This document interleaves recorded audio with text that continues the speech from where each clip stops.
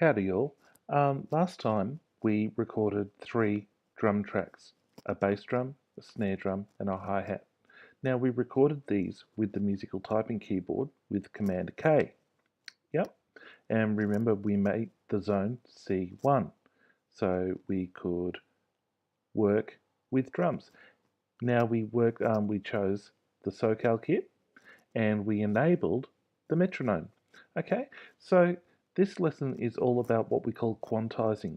Now, quantizing or quantization is the act of correcting some of the instances that maybe have come in a little bit late. We've put them in a little bit early or a little bit late, and sometimes it can make the music sound a little wonky, especially in drums where ordinarily you want to really lay down a solid beat.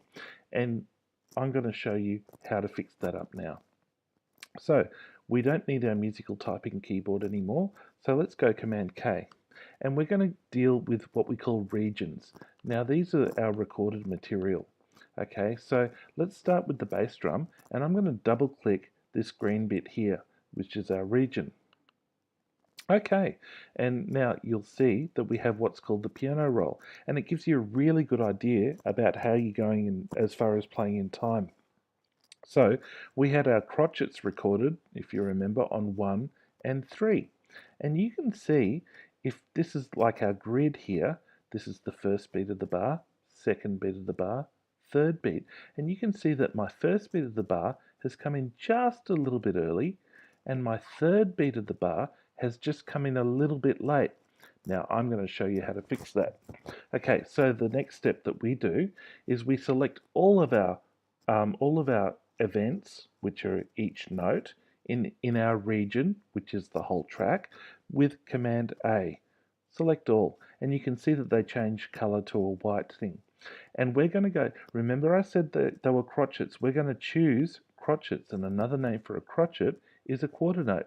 Watch what happens when I click this quarter note. These ones here, these events, are going to snap into the grid. Check that out. Okay, so now when we play our bass drum track, and I'm going to solo it, it's going to be right on time. Okay, no bad events there, nothing coming in too early or too late. Now I'm going to do exactly the same thing again with the snare drum. So we were dealing in crotchets again. So let's double click on the snare drum and look at that one. That one came in a tiny bit early. You have to look carefully there. That one came in a tiny bit late, moving along. That one was a tiny bit early, and that was a tiny bit late. But no worries, we can fix that right up now.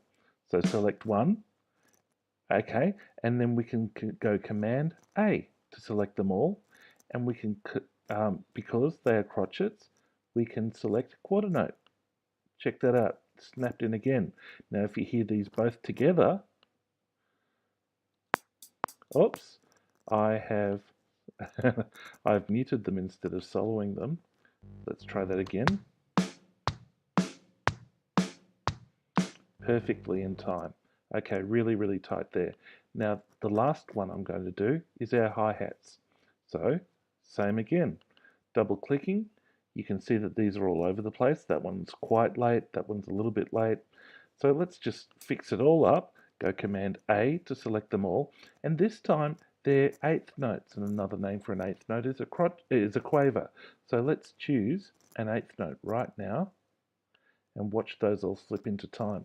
Now if I play, I can make this go away now just by dragging it down and away.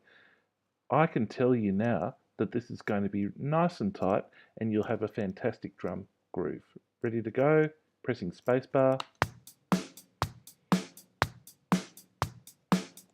We don't even need our metronome anymore because we've got such a solid beat.